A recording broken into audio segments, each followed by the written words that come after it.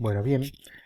Se clasifica de acuerdo a la parte afectada del VI o de acuerdo a la obstrucción del tracto de salida del ventrículo izquierdo, que este gran crecimiento totalmente anacrónico y acelerado del ventrículo izquierdo produce en miocardiopatía hipertrófica concéntrica, en donde las paredes crecen de manera simétrica, septal o asimétrica, donde crece más el septum que el resto de las paredes, miocardiopatía hipertrófica apical, donde crece la punta del ventrículo izquierdo, que da una manifestación electrocardiográfica típica, después la vamos a ver, de toda la pared del ventrículo izquierdo o de la pared del ventrículo derecho, que es en el 15% de los casos, la verdad que es raro.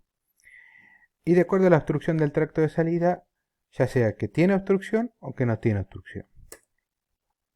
Fíjense acá mismo, esto es un tracto, vamos a decir, una conformación de todo lo que son las cavidades izquierdas, la aurícula izquierda, la mitral, el ventrículo izquierdo y la aorta.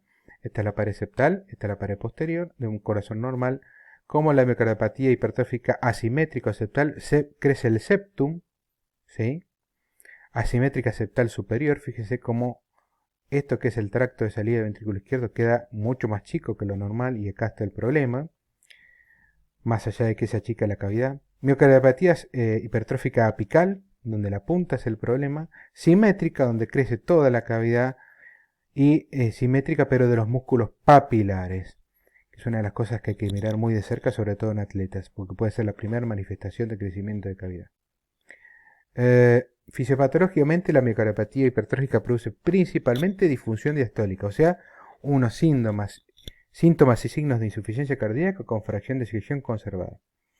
¿Sí? A medida que aumenta la fibrosis y la hipertrofia del corazón, este miocardio aumenta su rigidez, entonces existe un aumento de la presión de la aurícula izquierda para completar el llenado ventricular, porque el llenado pasivo solo no puede, porque el ventrículo no se puede relajar bien. También produce obstrucción al tracto de salida del ventrículo izquierdo. Esto produce un bajo volumen minuto en etapas muy avanzadas, cuando la obstrucción es muy importante. Y por supuesto isquemia miocárdica, porque así como el miocardio crece, las arterias coronarias no crecen.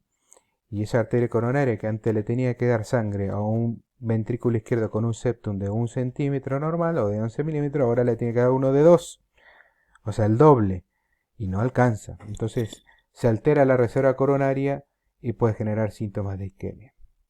¿Sí? La obstrucción al tracto de salida en un corazón normal, la otra vez cavidades izquierdas, en un corazón como coagulopatía generalmente no obstructiva, aunque insisto, puede obstruir. Y aquí, fíjese cómo en contracción, o sea, en sístole cardíaca, este septum ingresa mucho a ese tracto de salida junto con la mitral, que también se la chupa, que se llama movimiento anterior sistólico mitral, y, y impide un volumen sistólico adecuado. Diagnósticos clínicos, electrocardiográfico y ecocardiograma, como todos sabemos, y otros si son necesarios. Los síntomas característicos son síntomas de un síndrome de insuficiencia cardíaca, ¿sí? No van a variar. Lo importante es saber de esto que la mayoría son asintomáticos, y lo repito, aunque ya lo habíamos dicho al principio de la clase, son asintomáticos. Ahora, cuando presento síntomas son disnea, dolor y síncope. Disnea por la insuficiencia cardíaca diastólica o con fracción preservada, dolor por la oferta-demanda desarreglada, y el síncope presíncope por obstrucción del tracto de salida, o también por arritmias. Uh, por supuesto, los síntomas se ven principalmente a disfunción sistólica o obstrucción, y en las formas obstructivas puede tener un pulso carotídeo bífido, ¿sí? O sea que tenga dos picos. Esto está dado por la obstrucción. No se ve salvo que las obstrucciones sean realmente muy importantes. Un choque a punto muy duro y sostenido, porque tiene un aumento de la contracción ventricular, y un soplo sistólico eyectivo. Los sistólicos eyectivos, recuerden que son mesosistólicos, creciendo y creciendo, que se incrementa con la maniobra de Valsalva, o sea, cuando yo desprecargo el ventrículo izquierdo. Esto es por así decirlo, una ortograma, ¿sí? En sístole. Esto es sístole porque está el S1, o sea, el primer ruido y el segundo ruido. Normal, cuando cierra el segundo ruido, empieza la fase diastólica, y en la miocardiopatía hipertrófica obstructiva importante tiene dos picos sistólicos, ¿sí? Un pico cuando empieza la isovolumétrica sistólica y empieza la eyección, pero enseguida que empieza la eyección y el ventrículo izquierdo se vacía un poco, enseguida comienza la obstrucción al tracto de salida y baja. Luego esta cede un poco y empieza una segunda fase eyectiva, vamos a decirlo así, para luego terminar en diástole. Esto es típico de la miocardiopatía hipertrófica obstructiva. No patognomónico, dije típico. Se pueden ver en otras disfunciones también, como por ejemplo la sepsis severa. Bueno. Esto, aunque está en inglés, vamos a decir, identifica muy bien a todo lo que es la fisiopatología y los síntomas de la insuficiencia cardíaca, el soplo creciendo y decreciendo, o sea, mesosistólico, típico de sistólicos eyectivos, ¿sí? Y cuando yo le hago hacer maniobras de hand grip, ¿sí? Que aumentan generalmente la poscarga, esta obstrucción aumenta y el soplo se hace menos intenso. Y cuando hago valsalva, todo lo contrario, ¿sí? Cuando desprecargo el ventrículo izquierdo, ¿sí? Cuando desprecargo el ventrículo izquierdo, aumenta la obstrucción y el soplo se hace más audible, con más cruces, ¿sí? Ahora, esto se hace para definirlo semiológicamente, se hace muy poco, pero hay que tenerlo en cuenta para la semiología, ya que las principales causas de obstrucciones del tracto de salida ventrículo izquierdo es la valvulopatía aórtica, ¿sí? La enfermedad aórtica, la estenosis aórtica. Y la estenosis aórtica tiene un soplo muy similar, pero se comporta totalmente a la inversa de cómo se comporta el soplo de miocardiopatía hipertrófica, que no vamos a hacer más mención, pero ayuda a diferenciarlo. Cuando yo desprecargo el ventrículo izquierdo en la miocardiopatía hipertrófica, aumento el soplo. Cuando lo hago en la estenosis aórtica, disminuye el soplo. Electrocardiográficamente, lo que gran mayoría de las veces vamos a encontrar, ¿sí? Son electros anormales con gran hipertrofia del ventrículo izquierdo, ¿sí? Y sobre todo gran hipertrofia despolarizante, o sea, el QRS, y gran hipertrofia repolarizante de las ondas T.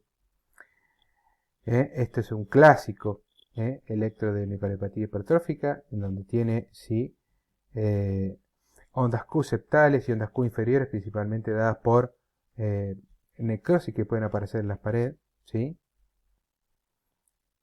Y este es un clásico electro de una hipertrofia, de una miocardiopatía hipertrófica muy avanzada. Este es un electro que este electro tiene que llamar mucho la atención. Estos tipos de hipertrofia en el electrocardiograma solo se ven cuando son las hipertrofias son masivas y se ven o en miocardiopatías hipertensivas muy avanzadas o en valvulopatías estenóticas o en estenosis aórtica o en insuficiencia aórtica muy avanzadas o en miocardiopatía hipertrófica, principalmente en este caso apical. ¿Y qué tiene la miocardiopatía hipertrófica apical en el electrocardiograma de especial? Que tiene todas las T negativas en cara anterolateral, ¿sí? Opuestas al QRS, o sea, todas T negativas en cara anterior, ¿sí? Fíjense qué llamativo que es este electrocardiograma, le tiene que llamar muchísimo la atención.